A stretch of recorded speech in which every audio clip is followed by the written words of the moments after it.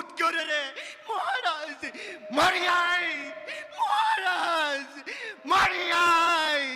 মহাৰাজ এই মাংস পিণ্ডত পৰিণত কৰেছিলা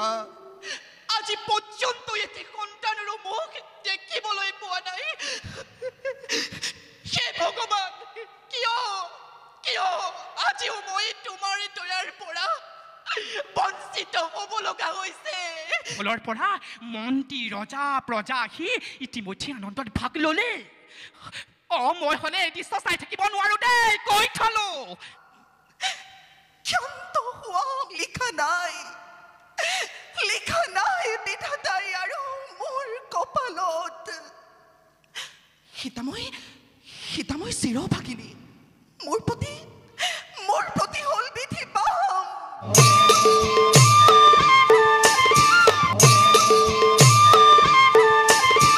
ৰাইজক হৰশ্ৰদ্ধ প্ৰণিপাত জ্ঞাপন কৰিছোঁ শকুনিৰ প্ৰতিশোধ নাটৰ ধৃতৰাষ্ট্ৰ আৰু গান্ধাৰীৰ সংলাপকেইটি পৰিৱেশন কৰিবলৈ মাত্ৰ চেষ্টা কৰিছোঁ যদি ভুল হয় আপোনালোকে ক্ষমা কৰিব হে নুশুনে ৰাণী মোৰ কথা হে নুশুনে কিয় নুশুনিব অভিমানী হ'লেও মোৰ পুত্ৰ দুৰ্যোধন অবিবেচক নহয় আপুনি তাৰ পিতা জন্মদাতা সি নিশ্চয় আপোনাৰ কথা শুনিব মহাৰাজ আৰু তুমিওতো তাৰ মাতা পুত্ৰই যদি পিতাৰ কথা শুনিব পাৰে এই মাতাৰ কথা নুশুনাকৈ নাথাকে গান্ধাৰী মই কিমান বুজালো কিমান চেষ্টা কৰি চালো কিমান অনুনয় বিনয় কৰিলো সকলো মিছা হ'ল মহাৰাজ আৰু কি মই তাক বুজোৱা নাই মই তাক অনুৰোধ কৰিবলৈ বাকী ৰাখিছোঁ কতদিন কাষত বহুৱাই কেঁচুৱা ল'ৰাৰ দৰে গাত হাত ফুৰাই ইমান বুজালো দুৰ্যোধন যুদ্ধ নকৰিবি পাণ্ডৱ তোৰ পৰ নহয় সি মুখ আমোলাই গুচি গ'ল বিশ্বাস নহয় মহাৰাজ কি বিশ্বাস নহয় গান্ধাৰী আপোনাৰ কথা পুত্ৰ অবৈধ আৰু তুমিও দেখিছো এই ধৃতৰাষ্ট্ৰক জন্মান্ধ বুলি বৃদ্ধ অপদাৰ্থ বুলি বিশ্বাস নকৰিবলৈ শিকিছা গান্ধাৰী অভিনয় নকৰিব মহাৰাজ এই কুৰুক্ষেত্ৰ ৰণৰ কাৰণে কৌৰৱৰ পিতা আপুনি আৰু সেইবাবে আপুনিয়েই বেছি দায়ী শাস্তি দিয়া ৰাণী শাস্তি দিয়া ৰাজেশ্বৰী তুমি ৰাজমাতা তুমি মোক শাস্তি দিয়া 98টা পুত্ৰৰ অকাল মৃত্যুত যাৰ বুকু নকপিল সেই কাচিতিয়া পুৰুষৰ কঠোৰ পাষাণ হৃদয়ক এক অবলা নাৰীয়ে কি শাস্তি দিব মহাৰাজ কি শাস্তি দিব তুমি মোক পুত্ৰ শোকত জৰ্জৰিত হ'বলৈ কৈছা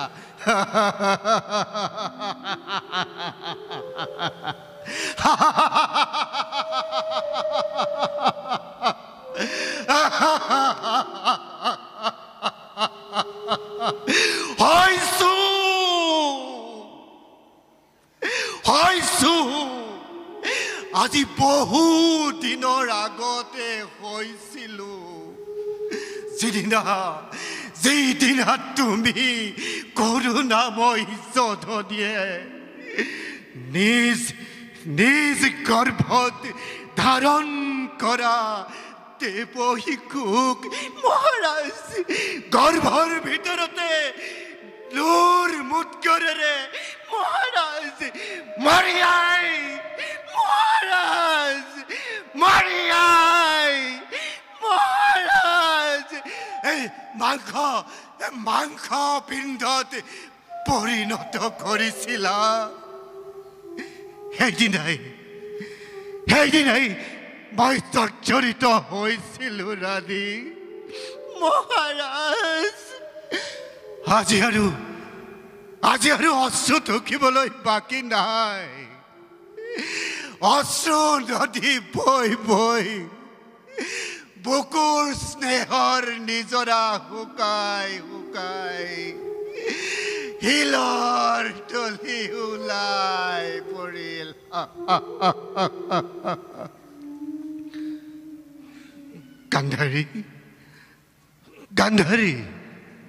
গান্ধাৰী মহাৰাজ মতিভ্ৰষ্ট দুৰ্বল বৃদ্ধময় অস্থিৰ মগজু কিবা কম বুলি কিবা কৈ পেলালো মোক ক্ষমা কৰা গান্ধাৰী মোক ক্ষমা কৰা নমস্কাৰ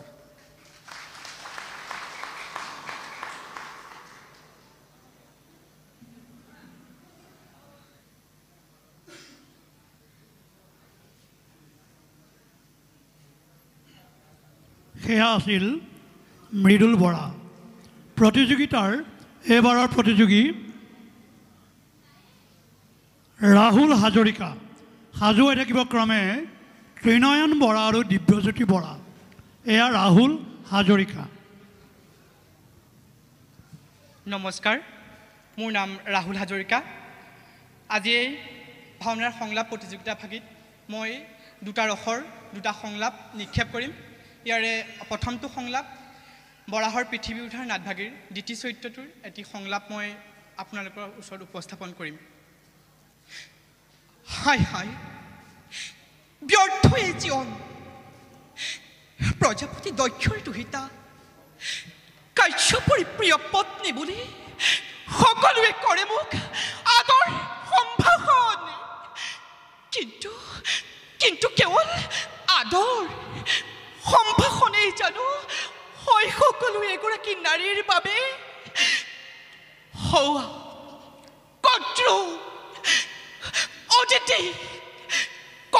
অতিথিকে আজি কৰি সকলো পত্নীগণ হ'ল আজি বহু সন্তানৰ অধিকাৰিণী কিন্তু এই অভাগিনী দিদিয়ে আজি পৰ্যন্ত এটি সন্তানৰ মুখ দেখিবলৈ পোৱা নাই হে ভগৱান কিয় আজিও মই তোমাৰ দয়াৰ পৰা বঞ্চিত হ'ব লগা হৈছে স্বামী কৰোঁ আপোনাৰ পুৰুষত্ব কি এই তিথিৰ কাৰণে নাই মদনে পীড়িত এই তিথি আজি উন্মাদিনী মই আজি মাতৃত্ব বিচাৰোঁ মই আজি মাতৃত্ব বিচাৰোঁ মোকো লাগে স্বামীৰ প্ৰেম পৰশম যাওঁ স্বামীৰ বিষ্ণু পূজাৰ সময় হৈছে সমাগত এই মুহূৰ্ততে মই স্বামীৰ কাষলৈ গৈ দিওঁ মই প্ৰেমালিংগন দ্বিতীয়টি সংলাপ শ্ৰীৰামৰ পাদুকা বৰ্ণৰ মন্থৰা চৰিত্ৰটি ৰূপায়ণ কৰিম পাহাৰৰ ওপৰৰ পৰা ঘপক কৰি দৃষ্টি পৰিল দেখিহে চাৰিওফালে ৰমক জমক চকু চাট মাৰি ধৰা শোভাবৰ্ধন কৰিছেও যুদ্ধাত স্বৰ্গৰ দেৱতাও আত্মহাৰা হৈ বিভোৰ কোনেও কাকো চিনিব নোৱাৰা বুজিব নোৱাৰা অৱস্থা মান্থতবোৰে মালাৰীত বিভোৰ তাকি মধু শোধনে কিনো মই কৈকেয়ীৰ তাকি হৈ আহিলোঁ যুদ্ধ নকৰে কেকয়নিপতি এই আপুনি কিহৰ ৰং চাবলৈ মোক ৰাজকন্যা কৈকেয়ীৰ দাখি কৰি ইয়ালৈ পঠালে অ কৌশল্যাৰ পুত্ৰ ৰজা হ'ব যাকে যাকে কুশলৰ পৰা মন্ত্ৰী ৰজা প্ৰজা আহি ইতিমধ্যে আনন্দত ভাগ ল'লে মই হ'লে এই দৃশ্য চাই থাকিব নোৱাৰো দেই কৈ থলো সেয়া শুনা নাই নে প্ৰলয় আহিছে মহাপ্ৰলয় কোনো নাই দেখোন বোধ হয় নিজৰ কাৰেঙত আনন্দত মগন যাওঁ তালৈকে গৈ অলপ মই শীত উপদেশ দিমগৈ যাওঁ ধন্যবাদ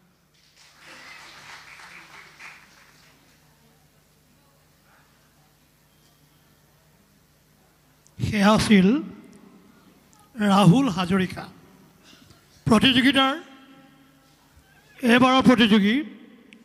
ত্ৰিনয়ন বৰা সাজু হৈ থাকিব ক্ৰমে দিব্যজ্যোতি বৰা আৰু কানু বৰঠাকুৰ ত্ৰিনয়ন বৰা নমস্কাৰ উপস্থিত সকলো দৰ্শকবৃন্দ আৰু বিচাৰক মণ্ডলীক মোৰ ফালৰ পৰা শ্ৰদ্ধা জ্ঞাপন কৰিছোঁ আজি মই ৰামৰ অৰণ্যগমন ভৰতৰ পাদুকাস্থানত নাটভাগীৰ কৈকেয়ী চৰিত্ৰটো এটি সংলাপ আপোনালোকৰ আগত পৰিৱেশন কৰিবলৈ ওলাইছোঁ অযোধ্যাৰ ৰাজ কাৰেঙৰ পৰা চাৰি পুত্ৰই গুৰুগৃহলৈ প্ৰস্থানৰ লগে লগে সকলো আনন্দই যেন মোৰ অন্তৰৰ পৰা কৰিছিল প্ৰস্থান নিজ গৰ্ভজাত পুত্ৰ ভৰততকৈও কিয় জানো ৰামৰ প্ৰতিহে মোৰ চেনেহ অধিক মাতৃ বুলি শুনো যেবে ৰামৰ মুখত এষাৰি মৌ মিঠা মাত মোৰ যে হিয়াখন একেবাৰে হাত পৰি যায় ৰাম ভৰত ৰাম ৰাম ভৰত ৰাম ভৰত মই নোখোৱালে যে ৰামে একোকেই নকৰে গ্ৰহণ গুৰুগৃহলৈ যোৱাৰ প্ৰাক্ষণত মোৰ পৰা আশীৰ্বাদ কৰোঁতে গ্ৰহণ দেখি ৰামৰ সি সজল নয়ন মোৰ যে বুকুখনি ভাঙি যোৱাৰ হৈছিল উপক্ৰম কিন্তু জীৱনৰ কণ্টকময় পথত আগুৱাই যাবলৈ সন্তানে যে সুশিক্ষা পাবই লাগিব সেয়েহে সন্তানৰ প্ৰতি অত্যাধিক অন্ধ স্নেহ একেবাৰে নহয় শোভন সন্ধিয়া পূজাৰ সময় হ'ল সমাগত পুত্ৰৰ স্নেহত অন্ধ হৈ পাহৰিছিলোঁ মই মোৰ সকলো কৰ্তব্য এবে নকৰি পলম কৌশল্যা সুমিত্ৰাৰ সমে সন্ধিয়া পূজা কৰি আয়োজন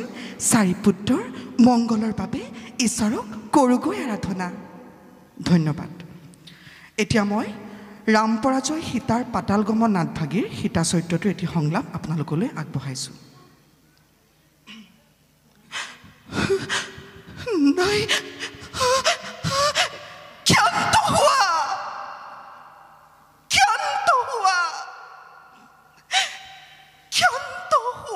মোহ জনগণ জানকীৰ জয়ধ্বনি আৰু নাই প্ৰয়োজন মই সীতা জনম দুখনি অযোধ্যাৰ ৰাজক লিখা নাই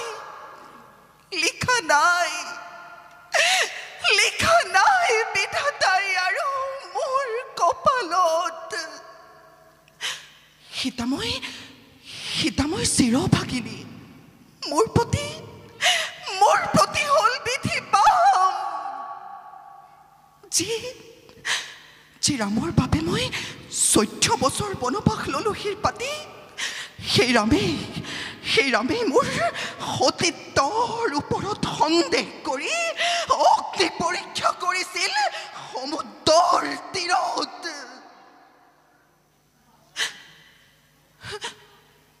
কিন্তু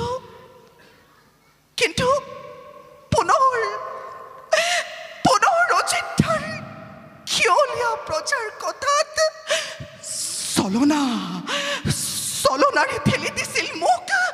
জনহীন অৰণ্যৰ মাজত।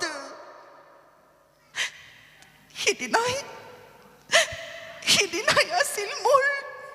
মৰণে কাম্য। কিন্তু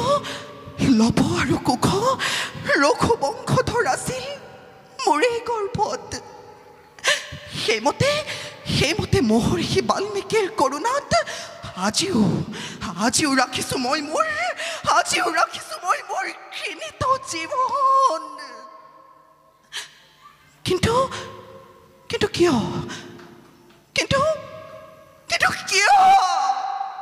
কিবা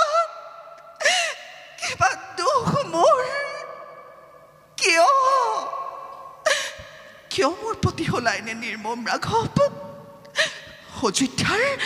অযোধ্যাৰ হিংসুকীয়া প্ৰজাৰ কথাকে বেদ বাণী বুলি ধৰি লৈ